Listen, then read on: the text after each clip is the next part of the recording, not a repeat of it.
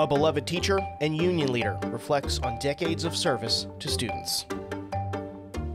You're listening to The Wrap from 90.7 WMFE News. I'm Brendan Byrne. This year for Black History Month, WMFE is telling the stories of Central Floridians who make our lives richer through their service. This week, we meet Ulysses Floyd, a 95-year-old retired teacher and beloved union pioneer with the Orange County Classroom Teachers Association. In 1968, while schools were segregated here in Florida, Floyd joined a statewide walkout, fighting for both educators and students. And we fought tooth and nail to be able to get the same thing that the other groups were getting.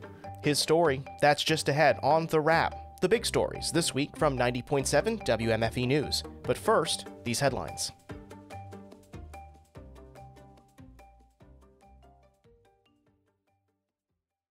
A State House committee this week approved a controversial measure that would allow parents to file civil lawsuits seeking damage for the wrongful death of an unborn child, with critics of the bill saying it's too broad and could shrink the number of doctors who deliver babies in Florida.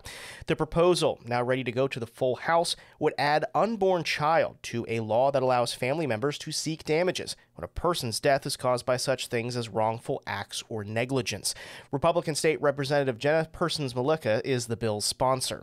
We are talking about human beings. We're talking about the human experience, the experience of the parents who have suffered a real loss. And we're saying that they have a right to seek recovery. The bill has drawn intense pushback from abortion rights advocates, including Democratic Representative LaVon Bracey Davis, who argue the proposed changes could put abortion providers and people who help women obtain abortions at risk of being sued. This bill is a backdoor to further reduce women's access to reproductive health care.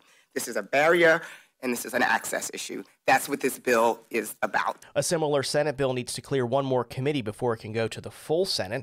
The proposal has come as the Florida Supreme Court weighs whether a proposed constitutional amendment aimed at protecting abortion rights meets legal requirements to go before voters in November.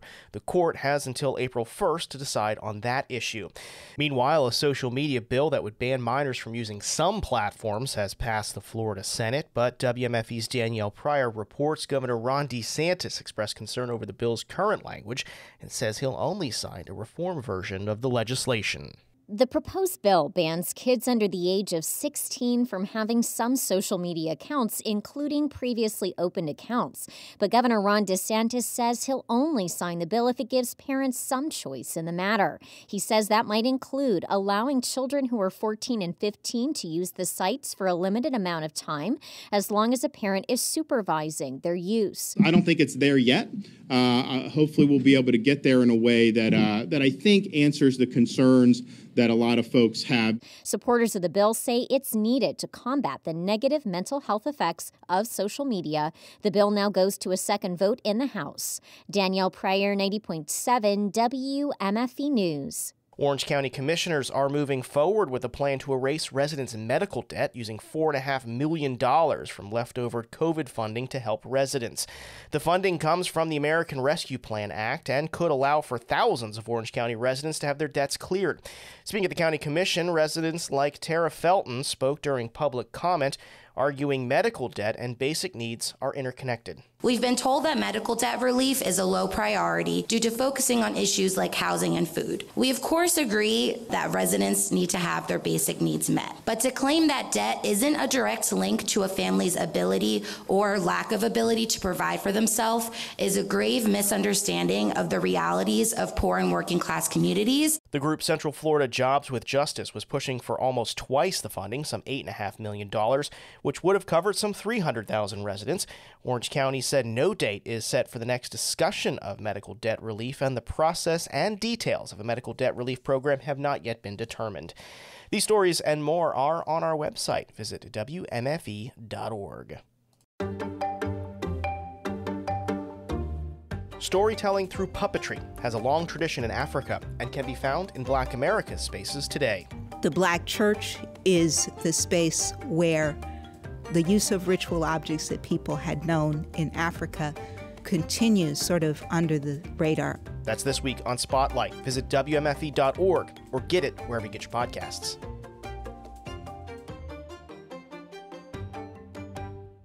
WMFE asked you to nominate people we should highlight during Black History Month. A couple of you nominated Ulysses Floyd, a retired teacher and beloved pioneer with the Orange County Teachers Union. He spoke with reporter Joe Burns. Ulysses Floyd sat for an interview at his friend Wendy Dorimel's home in Orlando. Dorimel, a former president of the Orange County Classroom Teachers Association, says he remains the heart and soul of the union. He's just such a wonderful, unforgettable person, whether as a teacher, an advocate, civil rights worker, a labor activist. He's unforgettable. Floyd is 95 now. He taught elementary school in Orange County at Webster Avenue, Hungerford, and Sadler for 32 years before retiring in 1990. Floyd is still involved with the district and the union.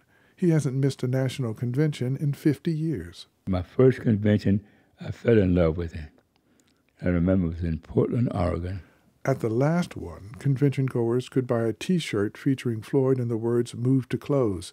He has a reputation for moving to close debate when it becomes pointless, which is a little ironic because Floyd has a lifelong love for talking in the classroom, the union hall, the bargaining table, and he values listening, especially listening to what children have to say. I love kids, and I will talk to any kid who wants to talk. I'll listen to them, and sometimes I listen and I don't make a comment. But that's something they want to talk about. And I just feel, I don't know, the Lord has made me into a good listener. Floyd says he was born in Jacksonville and served in the Army twice. He enlisted in 1946 at age 17. Then he joined the ROTC at Florida A&M and served as an officer in Germany. I was the only black officer in my company. It helped prepare him for desegregation back home. His first teaching job in 1958 was a third-grade class at Webster Avenue. He loved it. At the time, the schools and the teachers' associations were segregated. The unions merged in 1966. In 1968, teachers throughout Florida staged a walkout. Floyd says it wasn't just for the teachers, but also to improve things for the students. As far as, especially the black kids are concerned, we were given books that had already been used. We were not given brand new books prior to that time. And we fought tooth and nail to be able to get the same thing that the other groups were getting. In 1974, after Orange County schools were desegregated, he was president of the local union. Floyd says it was the first time they were able to bargain for a contract. That was really what we wanted to do, and be able to talk about our salary, talk about working condition, and talk about what was right and what was wrong. Floyd says he can't imagine a world without teachers.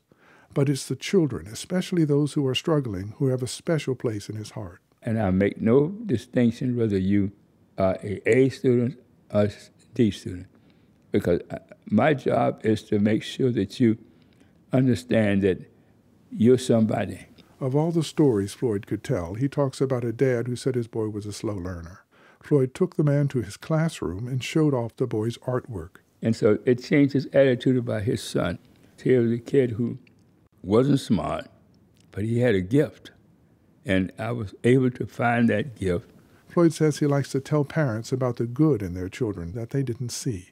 And though Floyd has been retired for many years, he plans to be a teacher for the rest of his life. Joe Burns, 90.7 WMFE News. Find more profiles of several nominated Black Central Florida leaders on our website. Visit WMFE.org/Black History Month. That's it for the wrap, but coming up, it's been 1 year since a shooting spree in Pine Hills took the lives of 3 people, including 9-year-old Tiana Major, 38-year-old Natasha Augustine, and 24-year-old Dylan Lyons, thrusting the community once again into the limelight. But for years, Pine Hills residents have not only been working to improve the community, but its reputation of being crime-ridden, a reputation that many say is undeserved.